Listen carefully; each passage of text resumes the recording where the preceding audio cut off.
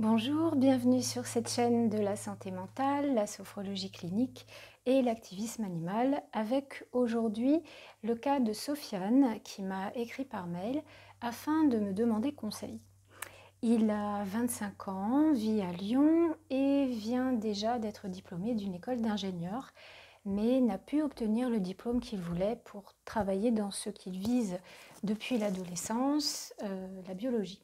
Parce que la spécialisation en dernière année, si j'ai bien compris, est saturée. Sofiane a donc opté pour ingénieur, mais dans un secteur sans aucun rapport, la mécanique, pendant un an, ce qui a orienté définitivement sa carrière.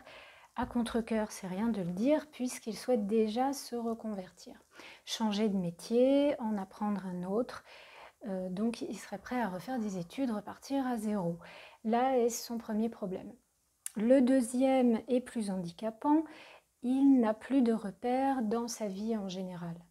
Et fait important mais qui ne semble pas relevé, il a vécu dans une sorte d'internat ces 5 années, à travailler sans rien faire d'autre avec quelques autres étudiants.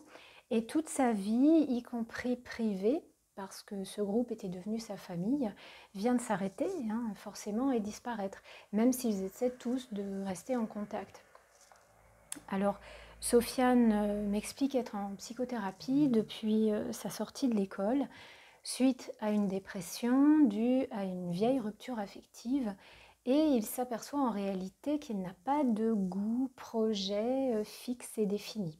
Soudainement influençable par tout ce qu'il croise, il sent qu'il n'a plus d'identité, d'après ce qu'il me dit. Je suis Audrey Briand, maître en psychologie clinique depuis 1998, sophrologue branche clinique depuis 2009 et militante pour la cause animale. Alors Sofiane, bonjour, merci pour vos chaleureux remerciements dans votre courrier. Il faut du courage pour reconnaître que l'on est perdu. Mais rassurez-vous, c'est une situation que l'on croise sans cesse en cabinet, sinon il n'y aurait pas de cabinet. D'abord, on l'est tous à plusieurs moments de notre vie et retrouver forme humaine prend beaucoup d'énergie. Tout simplement, on se métamorphose sans cesse et souvent les événements ne suivent pas ce besoin ou bien le bloc, oblige à aller dans une autre direction et on étouffe ses désirs et ressentis et on va s'adapter plus ou moins à ce que la vie impose. C'est ce que vous décrivez pour vos études et le choix de carrière contrarié qui vous déprime. Le fait de ne plus réussir à dépasser ce type d'obstacle et cette rupture, comme ce qui provoque une totale remise en question de votre identité, est souvent à chercher en arrière dans des événements que vous n'avez pas digérés, voire refoulés. On apprend à vivre avec et puis un jour, par un autre blocage ou échec, on s'arrête complètement et dans les cas graves, on s'effondre.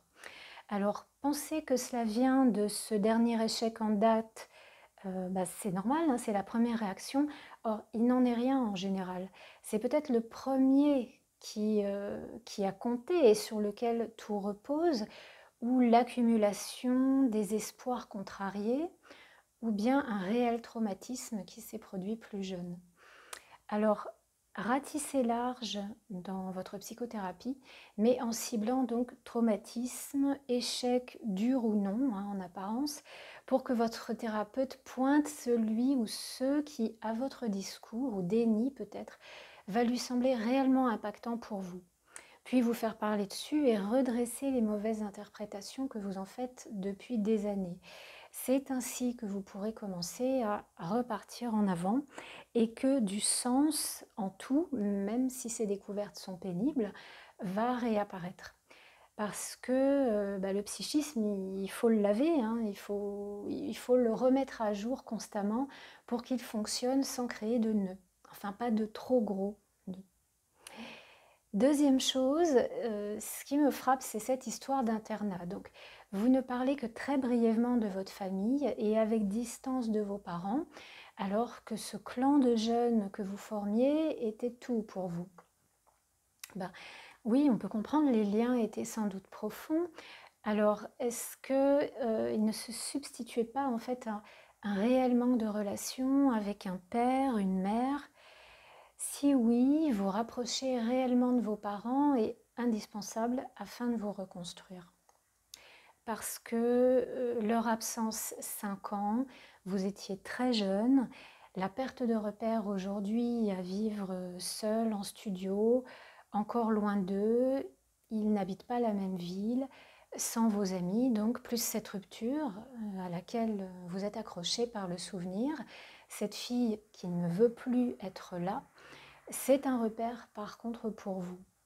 Enfin, la vie professionnelle imprévue qui s'annonce, eh bien, voilà, c'est normal hein, que vous caliez. Mais il faut comprendre que ce type d'études en vase clos, où on vit tout ensemble 24 heures sur 24, et longue hein, sur des années, ben en fait, ça fragilise énormément. Vous aviez une tête bien faite en y entrant. Maintenant, elle est surtout bien pleine de savoir, très bien, mais pas d'expérience de la vie, ni de votre vie de jeune homme. Il n'y a pas eu d'épanouissement personnel, de développement personnel, vous voyez.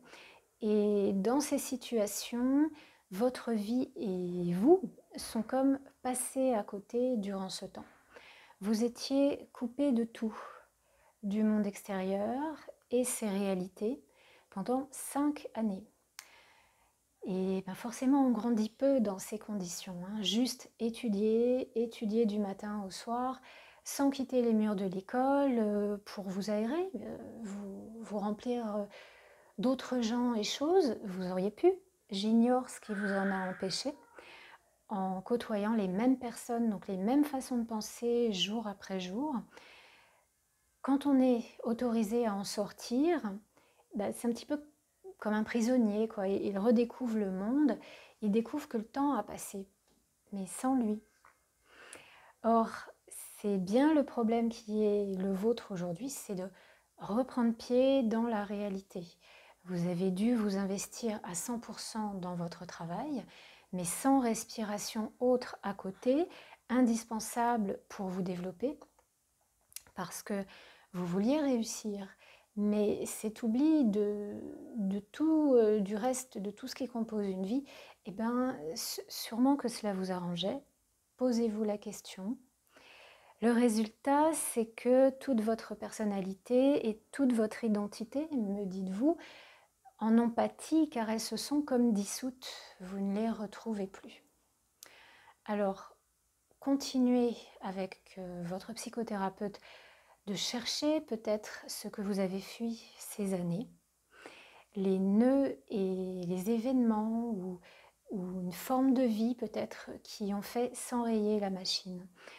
Et puis, pensez aussi à ce que vous avez gagné. Ça, il faut vraiment le métaboliser. Être un jeune homme sérieux, rigoureux et capable de réussite à long terme. Être vu comme tel, diplômé, riche de savoir. C'est vous maintenant. Une vie protégée de l'extérieur qui impose ou permet de ne plus grandir. Impose ou permet d'arrêter le temps, d'arrêter de devenir adulte. Je pense qu'il y a de ça. Puis, identifiez ce qu'il manque à ce tableau pour que vous soyez épanoui, raccord avec votre âge, et puis commencez à le mettre en place. Des sorties, se trouver une passion, la biologie peut-être toujours, rencontrer à nouveau des femmes, faire du sport, aller passer le week-end régulièrement dans votre famille, ou en tout cas certains de ses membres, vous permettra déjà de retrouver du sens et un équilibre. Quant à recommencer des études aussitôt, à la suite de celles juste terminées, réfléchissez, mais il me semble que ça serait la continuité d'une fuite. Je sais que c'est la société qui vous y pousse, car elle n'a pas pu vous donner la profession pile souhaitée et a priori promise. Vous avez tout à fait raison de penser cela et vouloir en refaire. Mais ça risque surtout de continuer à vous empêcher de vivre votre vie, celle de votre âge, et visiblement, vous en avez grand besoin. C'est urgent. Alors, ne restez plus en arrière d'elle. Faites un essai d'emploi dans la spécialisation où vous êtes. Ça vous plaira peut-être ? hein. Ça vous permettra de commencer à entrer dans le réel et puis de vous situer dans votre métier et le voir tel qu'il est et le pratiquer. Parce que sans rapport avec les études, hein, on le sait. Si vraiment ça ne passe pas, ce sera une première expérience à mettre sur votre CV qui va forcément vous aider pour la suite. Alors, un bilan de compétences me semble une bonne solution dans ce deuxième temps, donc réalisé dans un organisme fiable qui pourra vous dire avec certitude ce secteur, oui, il y a de la biologie, ça vous pouvez, parce que vous avez tout de même 4 ans d'études hein, là-dessus, pas sur autre chose.